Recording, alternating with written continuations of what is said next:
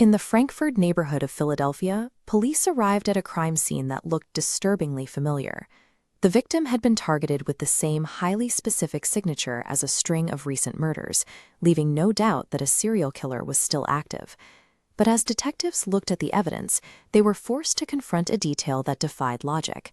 The man they had already arrested and convicted for these exact crimes was currently sitting inside this cell, locked behind two sets of iron doors. This discovery presented a terrifying problem. If the person responsible for this pattern was already in a cage, then the man the city thought was the slasher couldn't have committed the murder that just happened. To see how the investigation reached this breaking point, we have to go back to 1985. Frankfurt was a dense, working-class section of the city that suddenly found itself being hunted by a predator who left no traces behind. The killer was efficient and seemingly invisible. He moved through the neighborhood, striking and vanishing without leaving behind a single witness or a shred of usable forensic evidence. As the body count grew, the geography of the crimes began to outline a clear hunting ground. 9 different victims were discovered across these specific blocks, all within a few miles of one another. Between 1985 and 1990, the killings didn't just continue, they accelerated.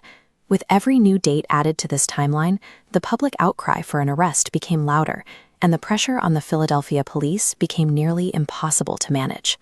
With the city in a state of high alert and no leads in sight, the department's focus began to shift.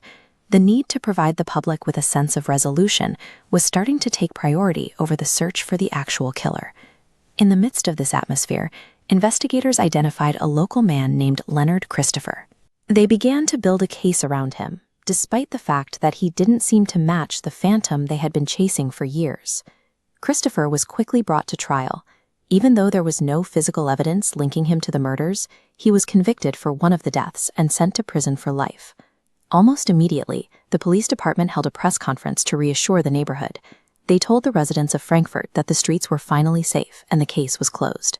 By securing a conviction, the justice system had delivered the victory the city wanted. However, that victory relied entirely on the assumption that they had the right man in custody.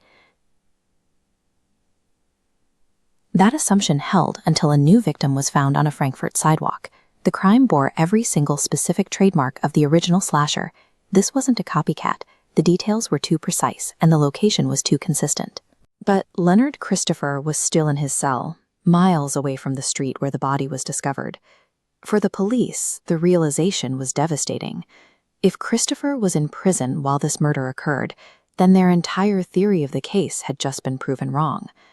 The official closure of the case had effectively acted as a shield. While the police were busy celebrating an arrest, the person who had actually been committing the murders was able to continue, knowing the investigation into his crimes had already ended. Even with the evidence of a new murder, the momentum of the case never recovered. The resources that had been poured into the hunt for years were now gone. The department attempted to find the killer through massive force, deploying specialized stakeout units to patrol the streets. But despite these heavily armed patrols and years of searching, the trail had already vanished. The failure to identify the correct suspect early on meant that the opportunity to gather fresh evidence was lost forever. The cases of all 9 victims eventually went cold. To this day, the true identity of the Frankfurt slasher remains a mystery. He was never caught, and he was never heard from again. It's a reminder of what happens when a system prioritizes an arrest over the truth. Because the police were so sure they had found their monster, the real one was able to simply walk away.